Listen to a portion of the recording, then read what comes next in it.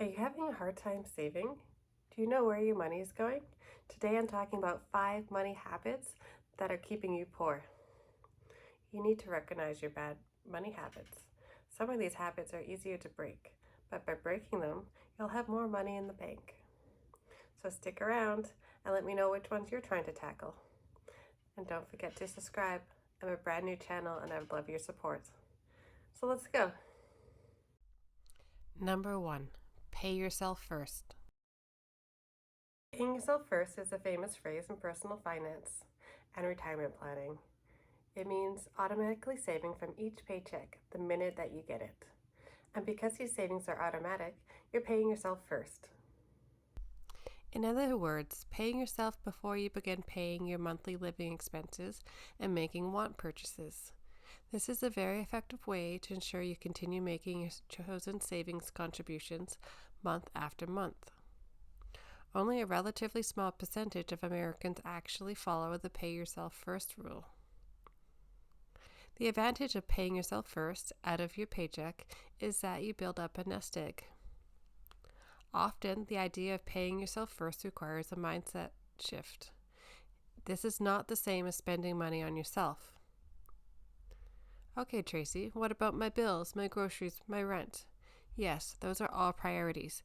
And of course, most people spend their money in this order: bills, fun, saving. By bumping savings to the front of the line, it can mean finding some creative ways to still end up with some money at the end for the fun part of your budget. So, how do you pay yourself first? You need to start by creating a budget. This is the baseline for how much you can pay yourself. Start by reviewing your statements and adding up your expenses. Compare those totals to your income after tax to see how much extra money you have in your budget. 2. List your saving goals. Now it's time for the fun part. This is where you decide what you want to do with your savings each month. Are you saving for a new house, a rainy day fund, or retirement? 3. Set up automatic transfers. Once you've nailed down your saving goals, you can set up those automatic transfers to fund your saving goals. Number 4. Spend the rest of your money however you like. And number 5. Make adjustments as needed. Don't save what is left after spending. Spend what is left after saving. Keeping up with the Joneses. You may find yourself drowning in consumerism, spending too much money, and constantly upgrading your stuff. This is a symptom of keeping up with the Joneses. Our desire to keep up with the Joneses is nothing new. Things like social media channels are constantly showing you lifestyles that are just out of reach, which easily contribute to overspending. It's human nature to want to be liked by others. Our ego, peer pressure, fear of missing out, wanting to have the best, it all drives our natural desire to spend to impress. You start noticing people in your network going on the latest expensive vacation, buying a new car, splurging on expensive clothes, or even upgrading to a big house. Next thing you know, you start to live beyond your means, and you can't save money or invest in your future. And before you know it, your finances are completely out of control. And guess what? The people you are trying to keep up with are most likely struggling or considered broke. So how do you break free from this idea? Step 1. Analyze why you're trying to keep up with the Joneses. Step 2.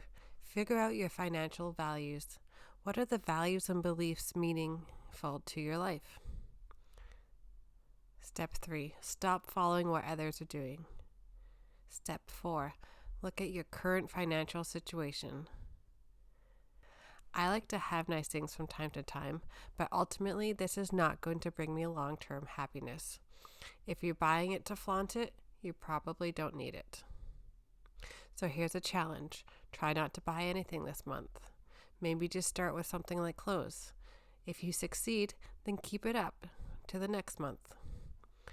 Overall, it's essential to focus on personal well-being and financial stability.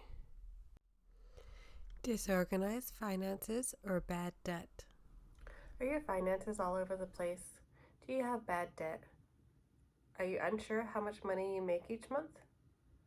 Do you not track your expenses, and do you have any idea what you're saving month to month? It's time for you to get those finances organized.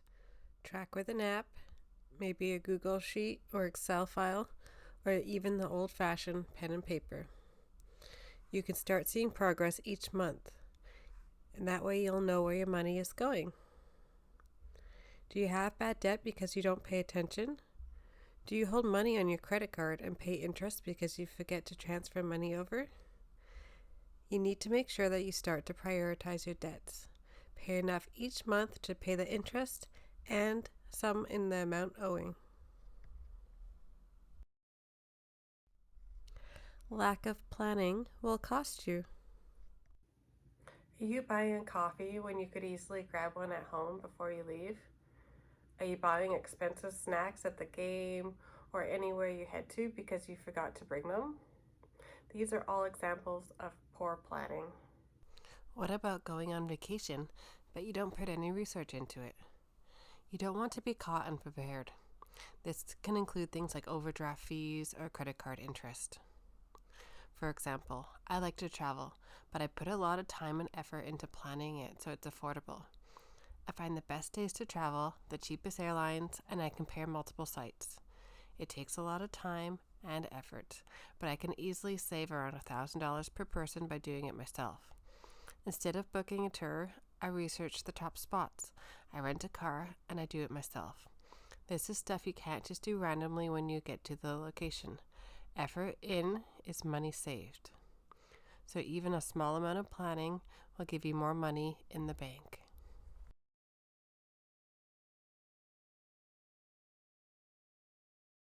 Lots of other YouTube videos or books talk about investing. You can invest your money in stocks, houses, or just invest. But are you like me and just too scared?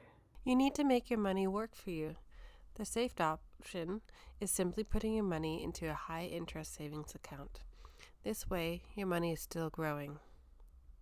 You can make compound interest, which is the interest you earn on your original deposit plus all the interest you earned on over time. So wait, what did I say? Basically, you reinvest your interest earned. So you take all that free money you just got, you put it back into the high yield savings account, and now your free money is making free money. So look at this example. You have $10,000. You put it into a high yield savings account with a 5% interest rate. You keep everything in there for 10 years. You don't touch it. And in 10 years, your money is now worth over $16,000. You are using money to make money. Make that money work for you. Well, that's it for today's video. We talked about the 5 key money habits that are keeping you poor. So try tackling a couple, or maybe just one, and you'll notice that you have more money in the bank at the end of each month. Thanks for watching, and please remember to subscribe. I'm a brand new channel and I'm really looking for your support. Thank you.